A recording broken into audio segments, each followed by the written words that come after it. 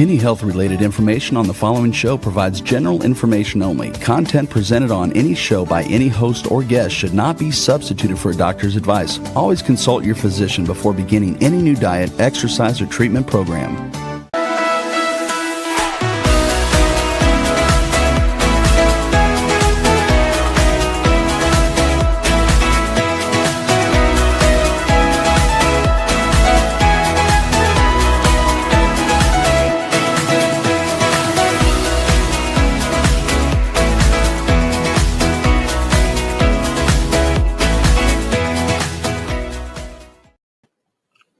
Hello, everyone, and welcome to 5 to Thrive Live. That's our new intro music.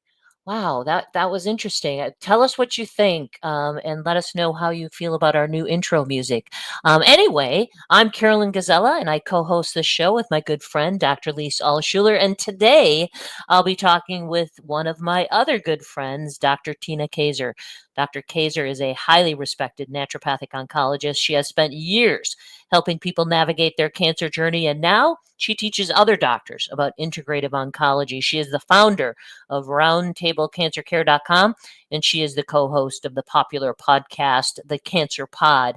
But before we dive in, of course, I'd like to thank our wonderful sponsors, beginning with Cetria, a patented form of glutathione clinically proven to raise blood glutathione levels. Glutathione is the master antioxidant and the body's primary defense against free radicals. It also helps support respiratory health. For more information, visit cetriaglutathione.com. Also, cognizin citicoline, which is nature's way of keeping the brain's energy-producing centers firing on all cylinders. If you're looking for a way to enhance your brain function, including memory, focus, and attention, look for cognizin on the label or go to cognizin.com for more information. Pro Thrivers Wellness Brain is a product that contains cognizin as well as other brain-supporting nutrients and herbs. You can find Pro Thrivers Wellness Brain online at pureformulas.com. And there's also Pro Thrivers Wellness Sleep, which combines higher dose melatonin and other sleep-supporting natural ingredients specifically designed for thrivers.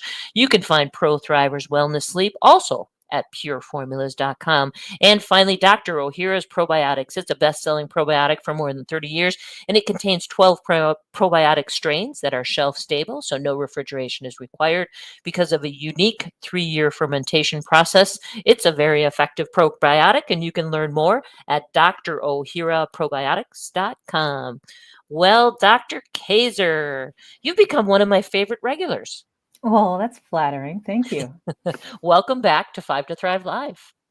Thanks for inviting me. It's always a good time. It is. And I love this topic. You actually covered this topic on your podcast, The Cancer Pod, and I want to encourage our listeners to look for The Cancer Pod. It's a wonderful podcast. You and I are going to do a little bit of a different take on this, but let's start with something very basic. Well, why is it important to clarify some common cancer misconceptions? It's interesting that you asked that because we just did another, it wasn't on myths, but it was on fakers and frauds and these people who pretend to be, they're influencers and they pretend to have cancer and people follow them. One of the big reasons, no matter how people get the wrong idea or any misconception that they're following and they believe is true, honestly, the biggest thing is people's lives are at stake. I mean, I really thought about that. It's egregious what goes on out there with the misinformation, that if someone's using that information and making poor choices in their own treatment or care, then that's the worst type of misconception, misinformation, myth, whatever we want to call it.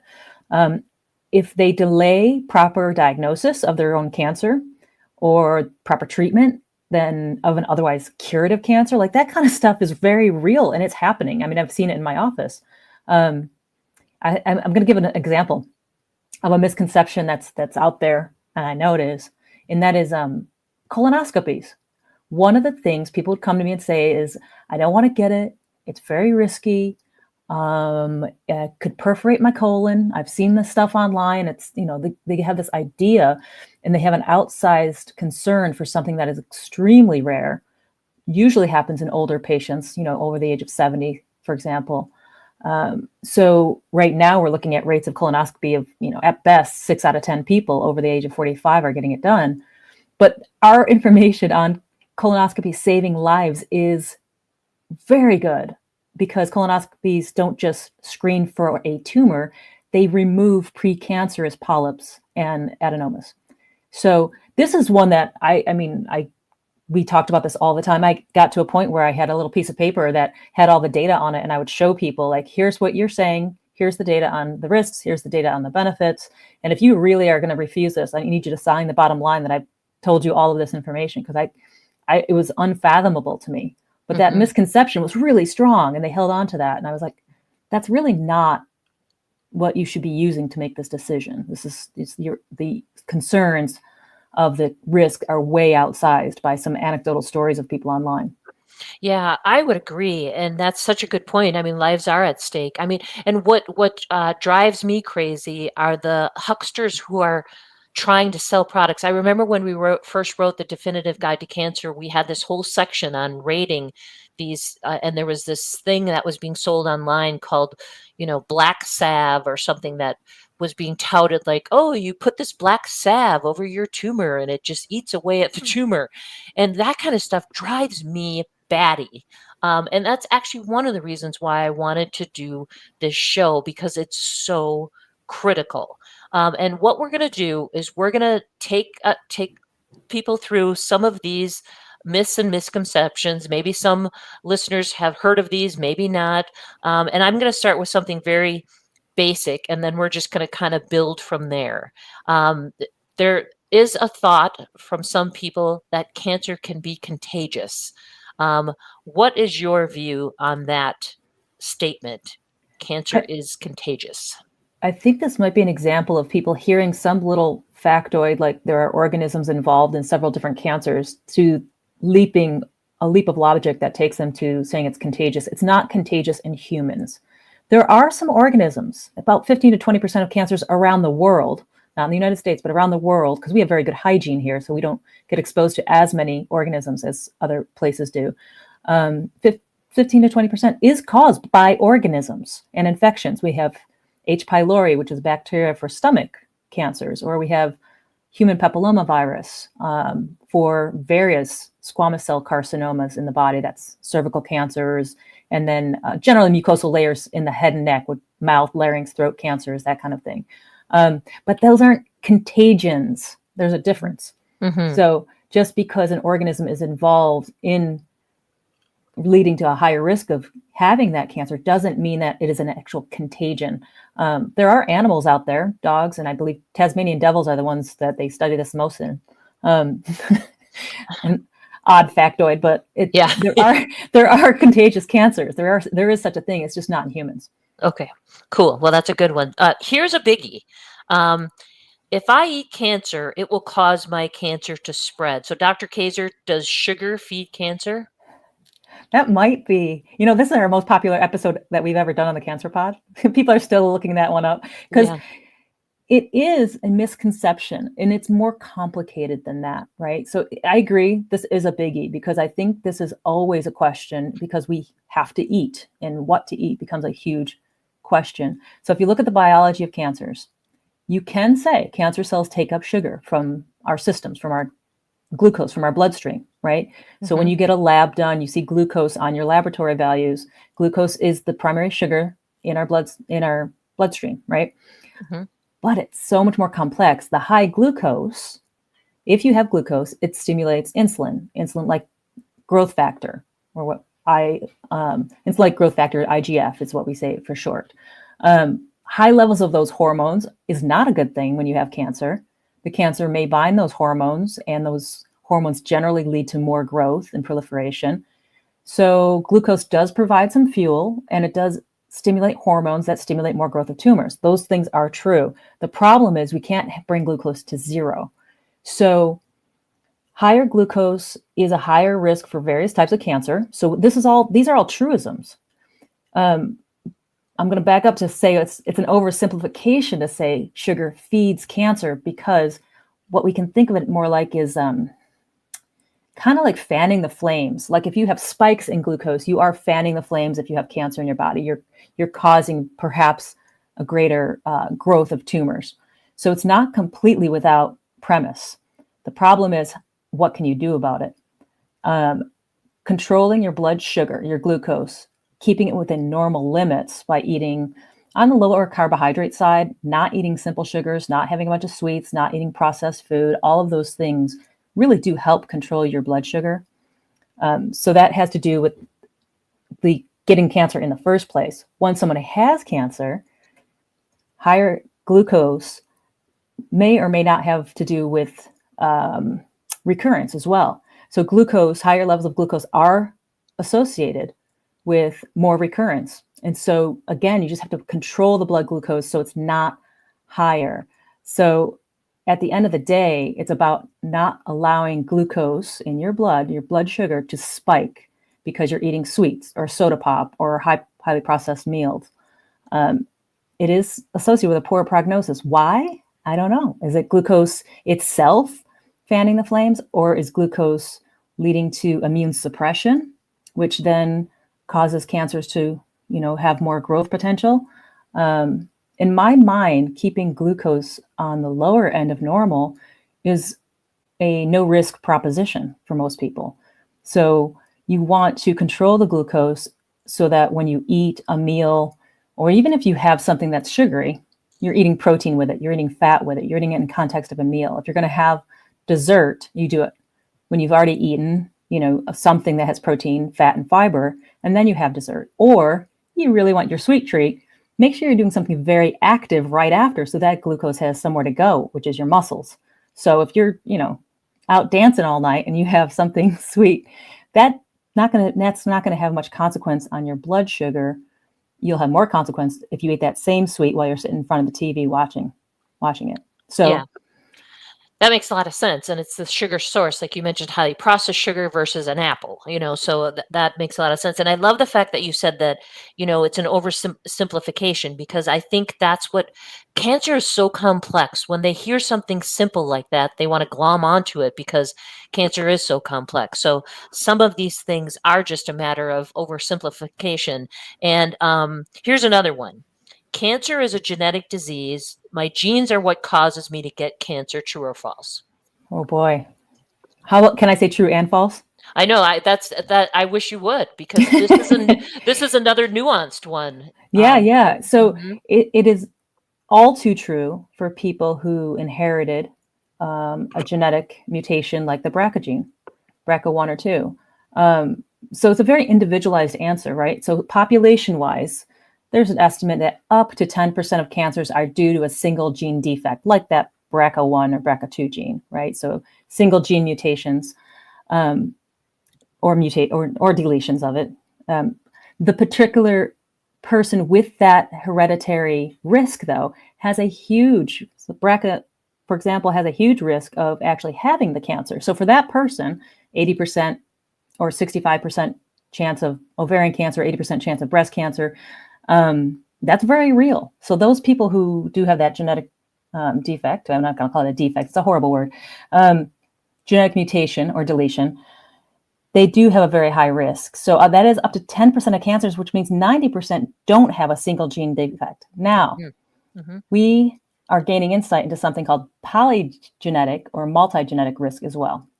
So 10 to 20% of cancers out there may be due to small variations in multiple genes that individually don't do anything, but put all together raises cancer susceptibility. So we probably at the end of the day are looking at 30% now, if we took into account the multiple gene variations that together increase risk. We're just breaking through with whole genome sequencing to learn that now, though.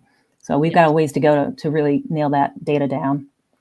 Yeah, but it's such a good point. And as you know, I'm BRCA positive, and then my family has been studied, and many of my family members are BRCA positive. So this is a topic that is very near and dear to my heart. So thank you for that clarification. I think this next one is pretty important. Some people are told that taking dietary supplements if you have cancer is dangerous. I've heard a lot of people saying, "Oh, I want to take dietary supplements, but my doctor won't let me. My doctor says there's no scientific evidence and they're dangerous." What's your take on this one? Well, I certainly think that calling them dangerous is an overstatement. Mm-hmm. Right now, I mean, the only concern I have out there is people buying things on Amazon that are contaminated or poor product. But other than that, I don't think they're dangerous. From a purely data-driven perspective, I mean, you do have to do the foundational things first. Exercise is overwhelmingly the most beneficial aspect that you can institute in a healthy lifestyle. And then sleeping at night in a routine schedule, optimizing your circadian rhythm that way, and then eating a good diet. And then supplements being very supplemental to that already foundational good health habits. I don't think they're dangerous. I do think people need to be mindful to use supplements wisely. Get your nutrients from diet, if possible. Get your vitamin D from sunshine, if possible. But if that's not possible for whatever reason, I don't think there's any danger to taking a multivitamin, certainly. I don't think there's any danger to taking vitamin D in lower end doses, 1,000 IU a day. There's no danger in fish oil supplements. That's one that is really hard for people to get in their diet unless you are a fan of sardines and such. So I think of supplements as supplemental to the foundational pieces that are already in place, which do have more data consistently, especially exercise. You can't go wrong with that. So first you make sure you don't have deficiencies, right? With supplements, that's the first goal, is to say, okay, what could I be deficient in? Omega-3 fatty acids, very possible in a lot of people, because like I said, unless you like sardines a lot. Vitamin D, very possible for many reasons. If that's tested on blood work, is often on the low side. So I think those two are probably my top two if I had to just guess what people need. And then after a certain age, you might not be absorbing your B vitamins so well, for example. Or the other reason to use supplements that I think of as tried and true is you have a condition. You've got joint pain. You can't sleep at night. Whatever your issue is, you have digestive issues. You need to take certain enzymes so that you can eat beans. There's many reasons that supplements are very useful from a symptom management or condition management point of view too. So I think a mindful use of dietary supplements and not just buying everything that you find in a newsletter or sent to your house, because that was the one thing, is a slippery slope. Before you know it, people came in and they brought in a box of like 36 different bottles, and there's definitely a point where it's not doing you any good. And I'd rather all that go towards either a gym membership or a better food. Yeah, absolutely. And I will say that especially if you're going through active treatment, it helps to have a naturopathic oncologist or an integrative oncologist on your team, because those doctors are specifically trained about interactions and what to do and how to dose it, and when to take it, and things like that. And I think for some of the more esoteric or less common things, you mentioned some foundational items that I think are perfectly great and people should be considering. But when it comes to some of these other specialized formulations, getting advice from a naturopathic oncologist or an integrative oncologist, I think would be very helpful, and having that person on your team would be very helpful. Absolutely. Of course, I'm going to agree. Yeah, exactly. You and Dr. Alschuler. Yeah. So I feel like this next one is also not black and white, but I'm interested in hearing your thoughts. Of course, I have thoughts on this, as always. Okay, so here it is. Attitude does not matter when it comes to recovery and healing from cancer. Well, Yes. I think that would be a myth. The attitude doesn't matter. I think attitude does matter. I also think that we have to be careful, because it's not black and white. It's a tough question, because I never want to imply. I'm very concerned with this too. I don't want to imply that people can think their way out of something, or that they're creating things with their mind, or they're somehow responsible for their own cancer because they were sad or angry or this or that. I don't want to put that burden on anyone, because I think that that's not founded. But I do think attitude is important, but I always frame it more about the present, right? So the best thing about a positive attitude and being joyous and being grateful and maybe addressing any anxiety or depression that is underlying your life is that's today's quality of life, regardless of what else is going on. It's all about living the best you can today. And so when it comes to being healed, whether you have cancer or not, being healed to me doesn't necessarily mean you're disease free, whether it's cardiovascular disease, diabetes, or cancer, but it means you're living your life to its fullest capacity. So in that regard, I think attitude is very, very important, right? For a good life. Yeah, I agree. I'm so glad, because I always got concerned whenever we would write about this or talk about it at conferences and such. I always got concerned that somebody in the audience would be like, "Oh darn, I caused my cancer," or "Oh darn, I'm feeling depressed, so I'm going to make my cancer worse, or I'm going to get cancer again," and I feel that there's a balance in finding the power that's associated with a positive attitude and gratitude and optimism and all these wonderful things. And yet there's also this double-edged sword where you don't want to use that against you. I mean, the research is pretty clear that when we're optimistic and grateful, we do have better outcomes. But yeah, I think there's a balance there. And I'm just so glad that you pointed that out, because life is challenging enough without having us beat up ourselves because we're having a down day and we're worried that a down day is going to make our cancer come back. Exactly. That's exactly the concern with putting the burden on someone's shoulders that way. So I think that's probably why I frame it in the present and I leave cancer out of it, because I think in some ways it's not really relevant to the discussion. I mean, the idea of being grateful and optimistic and feeling joy in life is separate from your condition. There's not a time that I wouldn't advocate for that, right? Yeah.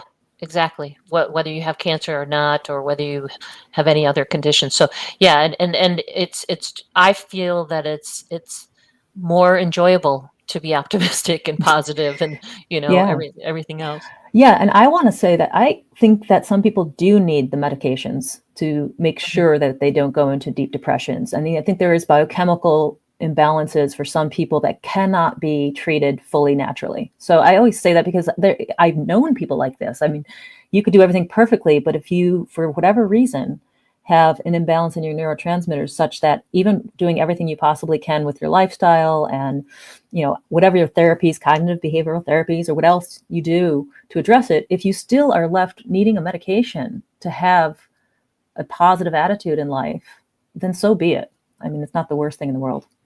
I would agree. I would agree wholeheartedly. Okay, so some people are told that a second opinion is not necessary. What do you feel about second opinions? What do you tell your patients? Because I bet that patients often ask you about second opinions. I have the advantage of knowing whether their cancer is common or not, or whether that second opinion is really going to vary at all. There are scenarios where it's not going to, and that would be the more prevalent the cancer, the more likely the second opinion is not going to vary much. The rarer the cancer, the more likely I am to say, you need to go see somebody who just sees that cancer all day long. So if someone has a sarcoma, or they have multiple myeloma, or they have even leukemia, you go to a center that has oncologists who see only that condition all day long, because our community clinics, as good as they may be, don't have the same experience with rare cancers and rare tumors that a large center or an academic center that is specializing in that particular cancer is going to have. So I would say for sure, if it's a less common cancer, you get a second opinion. There's not even a doubt in my mind. My one concern is delay of treatment. It has to happen quickly, I think. Just get it going, because delay of treatment is never a good thing. That is one thing that's pretty consistent in the data, is when people put off treatment. Actually, one study that said alternative medicine was associated with worse outcomes. It really wasn't. When you parsed out the data in the study, it wasn't the alternative medicine. It was that people put off conventional medicine longer. So regardless of whether they did an alternative or not in that study, even people who didn't do alternative medicine, if they delayed their treatment, they had worse outcomes. So I wouldn't do it and delay treatment, but I do think that rarer cancers certainly need a second opinion. That's such a good point. Yeah, it's really a good point. Okay, so we have a few minutes before I want to wrap up. Did I miss anything? Is there a myth or misconception that you would like to end with? Well, I'm just going to do a shameless plug for our last episode on seed oils. So there's a lot on there. Apparently influencers are all over the seed oils and claiming that it's because of seed oils that we're seeing colorectal cancer in younger people. And yeah, that's probably a myth. So seed oils, so people are consuming seed oils and they're getting cancer. Is that what the myth is? Well, in the word seed oils, I don't even know where this came from. It's not a medical term, and it's not a term you're going to see in nutrition books. But seed oils, by that they mean safflower oil, sunflower seeds, soybeans. They're going to put soy and corn in there. So they mean vegetable oils. I see. Okay. I haven't heard that one. So I'm Oh, glad you brought it up. see? That's because Yeah. you don't follow these influencers. I do not. I'm not a big social media. I probably should be from a marketing standpoint, but I'm not. I'm just like, no, I'm not Me either. social media savvy. So, okay, well that is a good one. Thank you for that. So, where can people find out more about you and your work? Do you have any websites or any information that you can share with us so they can find more about you? Well, you can find me online. Thecancerpod.com has a website, so you can find me there and at the Cancerpod on any social media places. That's probably not going to be me. It's going to be my co-host, Leah Sherman. But in any case, that's where that is. And my own website is Roundtable Cancer Care. And I've been posting kind of in real time more lately on LinkedIn, mostly on cancer-related topics and quite a bit on brain health. And what I like is to follow PhDs and fellow colleagues or even MDs that are steeped in the medicine so that I can not only be there helping my colleagues, but also learning myself. So you'll see me posting there. Yeah, that's great. And you and I have done shows on brain health, and you've helped me out with some articles that I've written on the topic. And you're a wealth of information. And yeah, I highly encourage, especially, I mean, you're listening to this podcast, you're going to love the Cancer Pod. So check out the Cancer Pod, and then also go to roundtablecancercare.com and then look up Dr. Kaczor on LinkedIn. Dr. Kaczor, once again, you're a wealth of information, and this has been great. Thank you so much for joining me. Thank you for having me. It's always a pleasure. All right. Well, that wraps up this episode of 5 to Thrive Live. Once again, I'd like to thank our sponsors, ProThriver's Wellness Sleep Formula, Cetria Glutathione, the superior glutathione to support liver and immune health, Cognizant Citicoline to help enhance memory, focus, and attention, and Dr. Ohhira's award-winning shelf-stable probiotic. This has been a great show. May you experience joy, laughter, and love. It's time to thrive, everyone. Have a good night.